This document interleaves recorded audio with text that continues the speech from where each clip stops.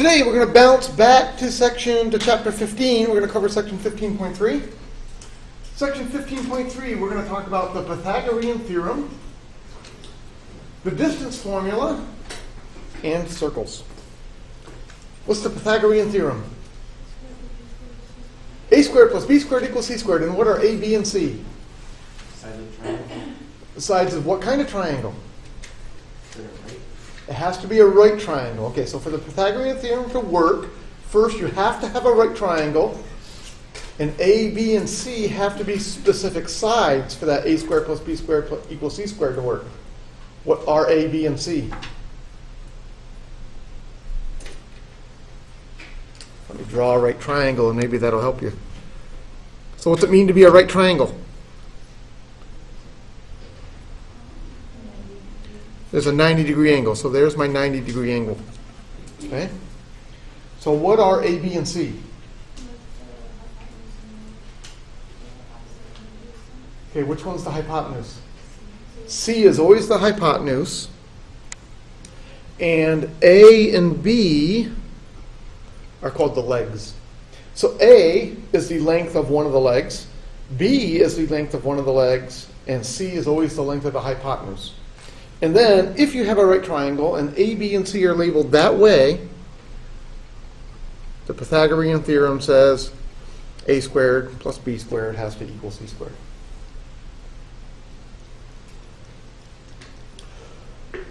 Why is this called the Pythagorean theorem? Anybody know?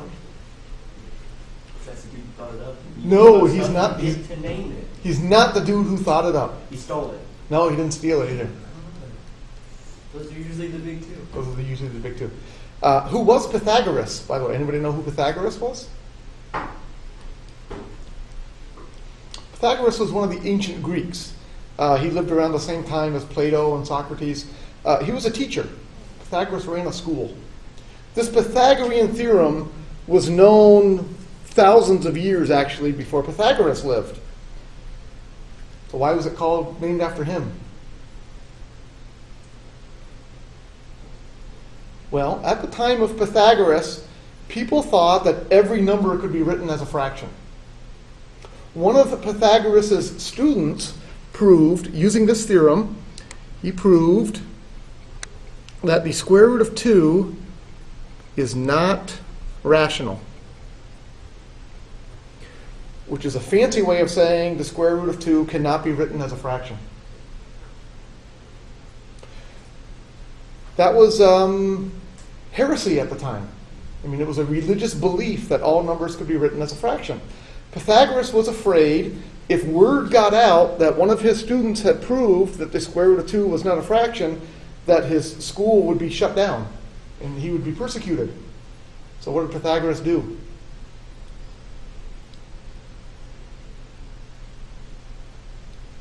Took the student out in a boat, tied a couple bricks to his legs, and threw him over the side. Pythagoras had him killed. So when teachers talk about the good old days, that's what we're talking about, back when teachers really had power. We don't have that kind of power anymore. That's why this is called the Pythagorean theorem. Pythagoras murdered one of his students because of it. Anyway, here's what we're going to do. I might give you something like, say, A is, I don't know, make up a number for me. 4. And C is, make up another number for me. 15. I want you to tell me what B has to be. Pretty simple. We simply plug in a squared plus b squared equals c squared. So 4 squared is 16 plus b squared has to equal 15 squared. 4 squared, you already told me that's 16 plus b squared. 15 squared happens to be 225. So how do you solve that equation? Subtract 16. B squared is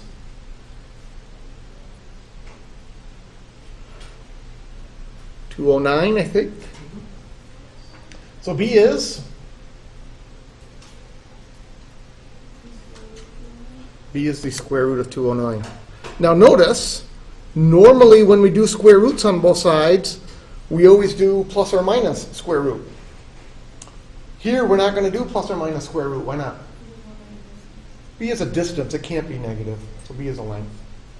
So you could either leave your answer as square root of 209, or, of course, you could grab your calculator, type that up, get an approximation. My calculator says the square root of 9 is about 14.46. Questions on that?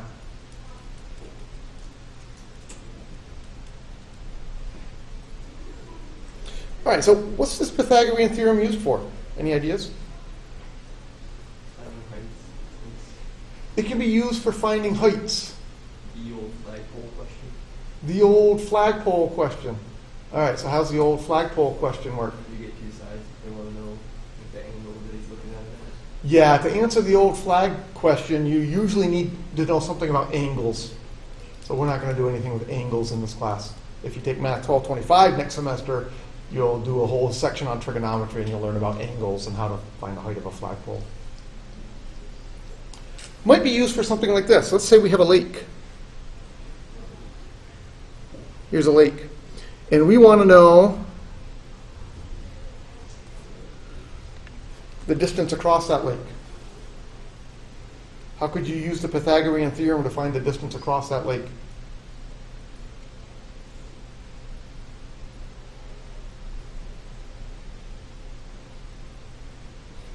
Well, what you do is you measure this distance. You walk back this way, and I didn't draw this very well to scale. You measure that distance, because this doesn't look like it, but you need to measure it. I didn't draw a very good picture. You need to measure it so that that angle right there is a right angle. So let's say this distance here is, I don't know, how long do you want that distance to be? 20 feet? Yeah. All right, this isn't going to be a very wide lake, but that's okay, 20 feet. And this distance is the large puddle, okay. This distance, this one looks a little longer. Let's call this one 32 feet. And so how long is this? Well, which side is that? Is that A, B, or C? C. It has to be C. Why does that one have to be C? Because if this is the right angle, C is always the side that's opposite the right angle. So if you look at this picture back up here, here's the right angle. C is always the opposite side. So this would have to be C. So in this picture, we would have A squared plus B squared equals C squared. We would have, which one's A and which one's B? The shorter is Truthfully, it really doesn't matter. A can be either one, B can be either one. The only one that really, really matters is C. C has to be the hypotenuse. Which one you call A, which one you call B, really doesn't matter. You want A to be the shorter one, so we'll have 20 squared plus 32 squared equals C squared. I grab my calculator. 20 squared plus 32 squared. I get 1424 equals C squared. So C would be the square root of 1424, which is about 37.74 feet. So we have maybe a small pond here. I don't know that I would call that a lake. Large puddle. Not a bad day. Questions on that?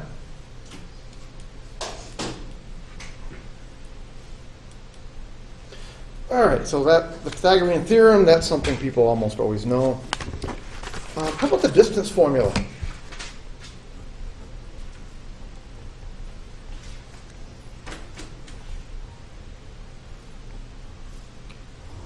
Give me a couple points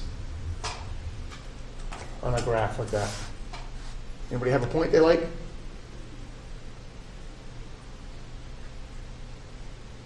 3, 2. 3, 2. 3, 2 would be right about here. And then how about -1, -4? I want to know the distance between those 2 points. So I want to know the length of that line segment. And that's usually called D for distance. How do I find that? Any ideas?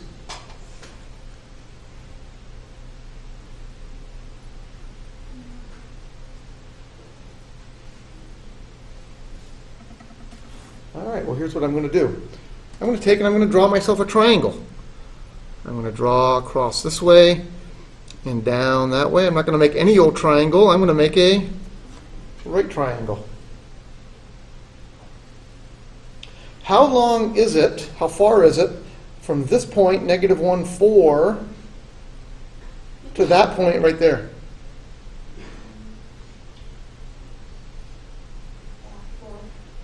4. Why do you say 4?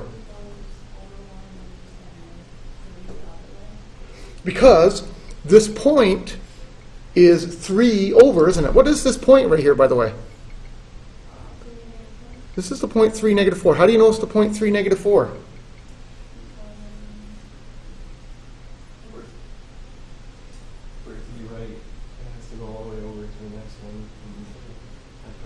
Yeah, since this is straight up and down, this point and this point have to have the same x number.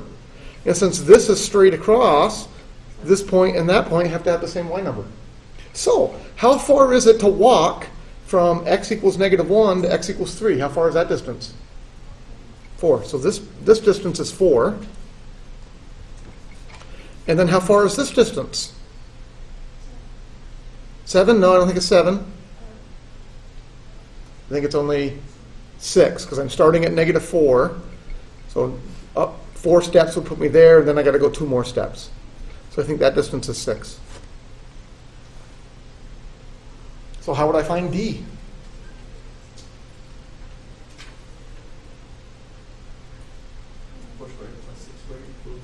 I use the Pythagorean theorem. So D squared would be 4 squared plus 6 squared. So that's 16 plus 36, which is 52. So D would be the square root of 52. Now, generally, when we want to find the distance between 2 points, we don't draw a triangle like this and use the Pythagorean theorem. We develop something called the distance formula. So, where did this number 4 right here come from?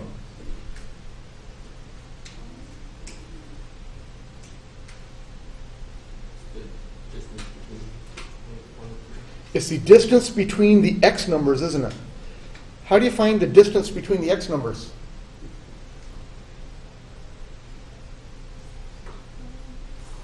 So how about if I were to write 4 equals 3 minus negative 1? Is that correct? Yeah, I think so. And how about this distance here? How did we get the number 6? It's the distance between the y numbers. 6 is 2 minus negative 4. All right, so notice, to find A, we subtracted the x numbers. To find B, we subtracted the y numbers. And then we squared each of them because of the Pythagorean theorem. So, the distance formula that you normally see, it's usually written one of 2 ways. D squared is quite often written as x2 minus x1 squared. Subtract the x numbers to find your A value, plus y2 minus y1 squared. You subtract your y numbers to find your B value. Quite often this is written this way, usually written this way. The distance is the square root of x2 minus x1 squared plus y2 minus y1 squared. Usually written that way. That's really just a fancy way of writing the Pythagorean theorem again. That's all that really is. Questions on how I got that formula?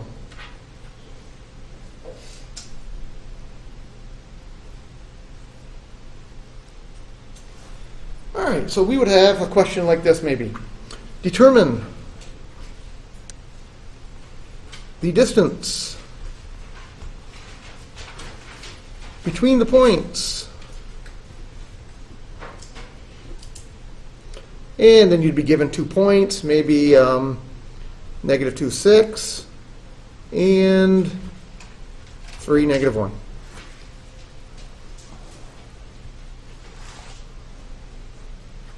You really have two choices. Choice number one is to do what we did up here, which is draw yourself a picture, get a right triangle, and use the Pythagorean theorem. Option number two, is to memorize the distance formula, which is, once again, really just another way of writing the Pythagorean theorem. So I'm going to use the formula. Distance is the square root of x2 minus x1 squared plus y2 minus y1 squared. So all I have to do is plug in my numbers. What's x2? 3. And what's x1?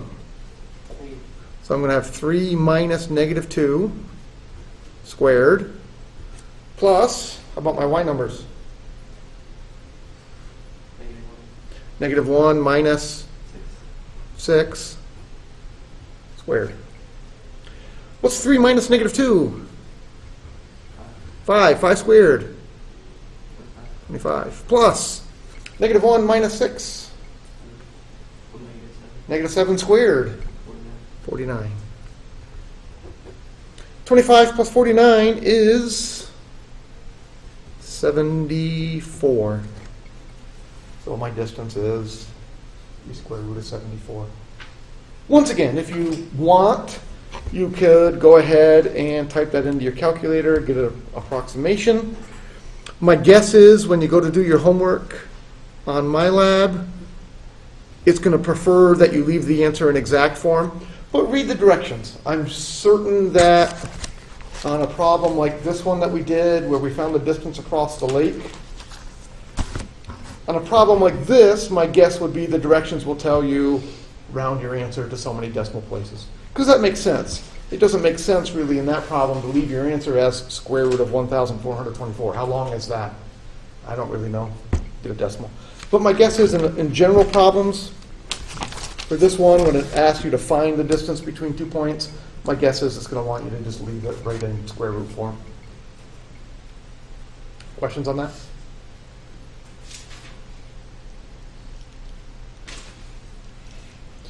All right, so that brings us to our last thing in this section, and that's called circles.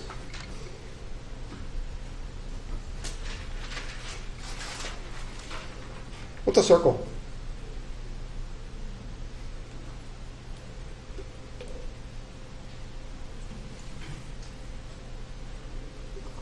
Sounds like a really simple question, doesn't it? What's a circle? That's a loaded question. It is a loaded question, I agree.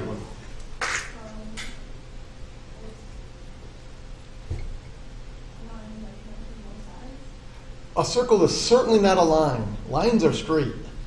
Circles are definitely not straight, are they? So what's a circle? A shape with no sides? Okay. So how does that make it different from a square?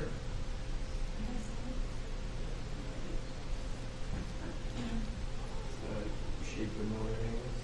True, it's a shape with no right angles, but so is a pentagram. A pentagram is a shape with no right angles. Does the space in the center count? As what? Space in the center is called the area of the circle. It counts for something. Yeah, that's a hard question to answer, isn't it? What is a circle? In math, a circle is all points that are the same distance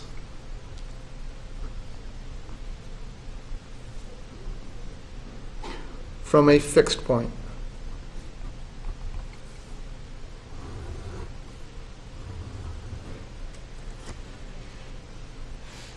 So we're going to have some fixed point.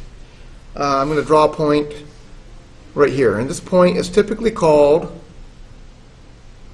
h comma k. And then I'm going to pick a distance. And the distance is typically called r.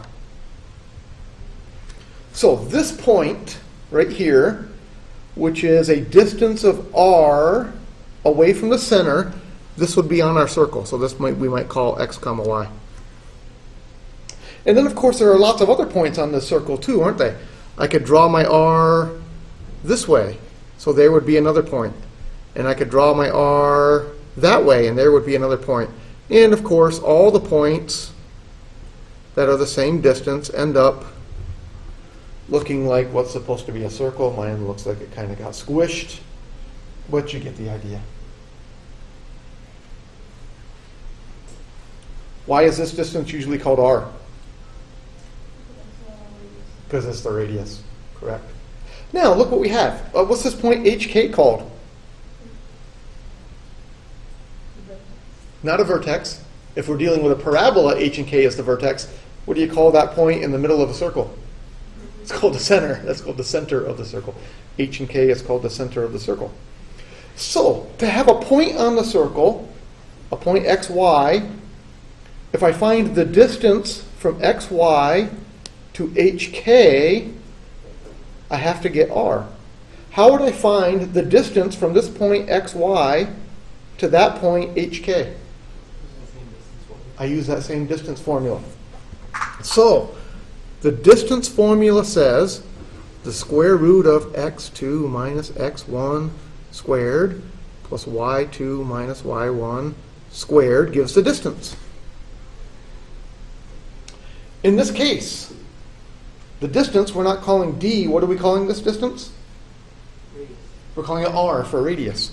So we have r is square root of, what's x2? Well, it's either x or h. Those are my two x numbers. Which one do you want to use as x2? You picked the wrong one. Traditionally, it's x. So traditionally, this is written as, does it really matter? No. But traditionally, this is usually written as x minus h squared plus, how about my y numbers? My y numbers would have to be y minus k squared. And then traditionally, the way this is written, we square both sides to get rid of that square root. So we have equation of a circle.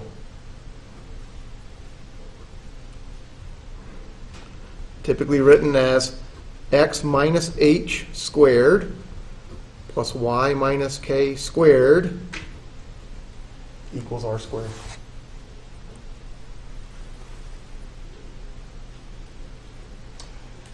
And that's really just a special example of the distance formula. And the distance formula is really just a special example of the Pythagorean theorem. So the equation of a circle is nothing more than a fancy way of writing the Pythagorean theorem. Which is kind of weird if you think about it. The Pythagorean theorem comes from triangles, yet from triangles we're able to derive the formula for a circle. Two shapes that couldn't be much more different. Yeah. Okay, so here's the kind of questions you're going to see. I'm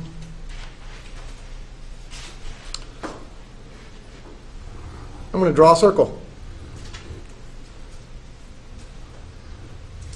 Here's my circle, and I'm going to tell you that my center is the point. Oh, I don't know. Give me a reasonable answer for that center. Negative 4, 4. And I'm going to tell you this radius is maybe 3.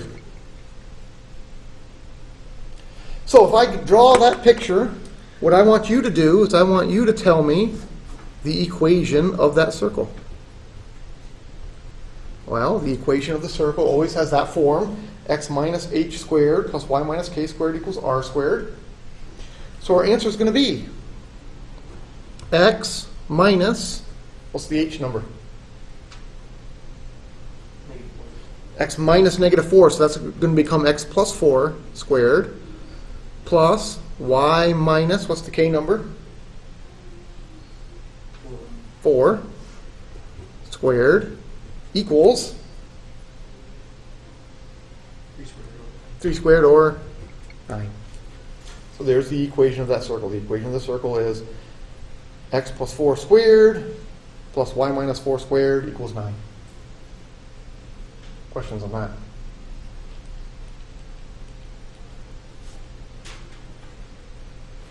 Okay. What if I were to give you x minus 2 squared plus y plus 5 squared equals 16. And I might ask you, tell me the center. Tell me the radius. And then draw me a picture.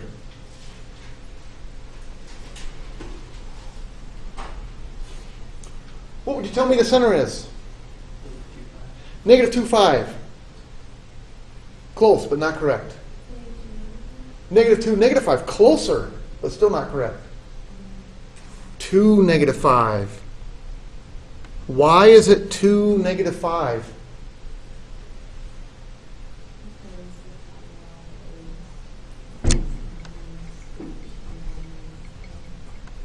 The formula has minuses already built into it, doesn't it? So if this is x minus 2, then h is just the number 2. And y plus 5 has to be written as y minus negative 5. So k has to be the number 5, negative 5. So notice that the signs change. And we did that back here too. Find the right page. Notice here, when x had negative 4 in our center, we had x minus negative 4, so that became an x plus 4. And the y was positive 4, but in the formula you write y minus 4.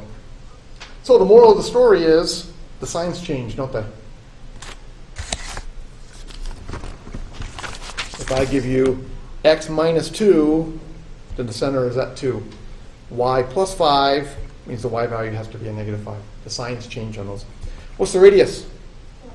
4, because it's 4 squared is 16. All right, well, I draw the point 2, negative 5. 2, negative 5, that's right about here, I guess.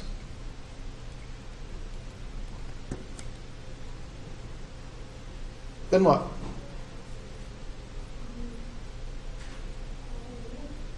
My radius. Okay, what I like to do is I like to go from my point 2, negative 5, and I like to go 4 spaces to the right.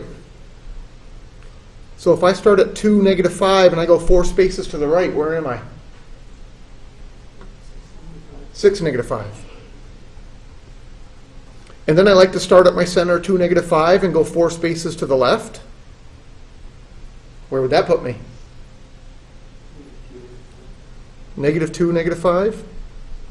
And then I like to go back, and I like to go 4 spaces down and 4 spaces up. And my scaling's not very good again. 4 spaces down puts me at 2, negative 9. And 4 steps up would put me at 2, negative 1. So my scaling's not very good. And when I play connect the dots, it really looks more like a football than a circle. But if my scaling were good, it would look a lot more like a circle. Questions on that? All right, last thing. If we have x minus 2 squared plus y plus 5 squared equals 16, if I wanted to graph that on my calculator, what would I have to do?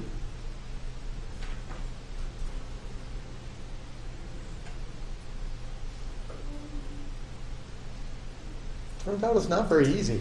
Because if I want to graph on my calculator, what do I have to have? I have to have y all by itself, don't I? That's the only way my calculator allows me to graph functions. How would you get y all by itself? Can you subtract the x minus 2 squared? Absolutely I can. So I can have y plus 5 squared equals 16 minus x minus 2 squared.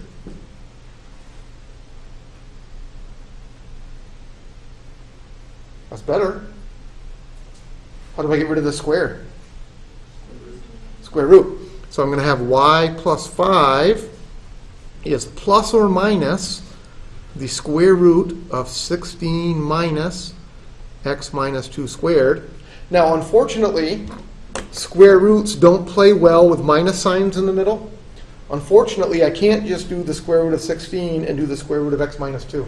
That won't work. It won't give you the right answer. Square roots don't work that way with minus signs or plus signs in the middle. Finally, to get the y all by itself, I would subtract the 5. So I would have y equals minus 5 plus or minus the square root of 16 minus x minus 2 squared. So in order to use my calculator, I'm actually going to have to type in two different equations. I have to type in minus 5, and then I do the one with the plus square root. So plus square root of 16 minus, parenthesis, x minus 2 squared. So I type in that one, and then I have to go down to y2 and type in the one with the minus in the middle. So minus 5 minus the square root of 16 minus x minus 2 squared. So getting the y all by itself was not particularly easy in the first place. Then you got to type in two equations. Finally, to graph, I'm going to go zoom number 6 because I don't know what my current window is. And then it draws that. What do you think of that? It looks more like my football drawing than it does a circle. I agree. And there's gaps, aren't there? Look, there's a gap right there. There's a gap right there. The calculator has problems. Anybody know why that looks like a football and not a circle? If you look very carefully, you can tell that the distance on the x-axis between the tick marks is bigger than the distance on the y-axis between the tick marks. So the scaling is not equal. The tick marks here are bigger than the tick marks there. You can fix that by going zoom square. And what that will do is it will make the tick marks on the x-axis and the tick marks on the y-axis the exact same length. And then it will look much more like a circle, except the calculator still has problems connecting the two graphs, still leaves a gap. So you do a lot of work to get the y's all by itself, to type it into your calculator, and then your calculator doesn't do that great a job anyway. So are you going to use your calculator a lot in this section? Probably not. Other than for typing in, square root of 208 and things like that. But calculator is not great for graphing circles. Questions on that?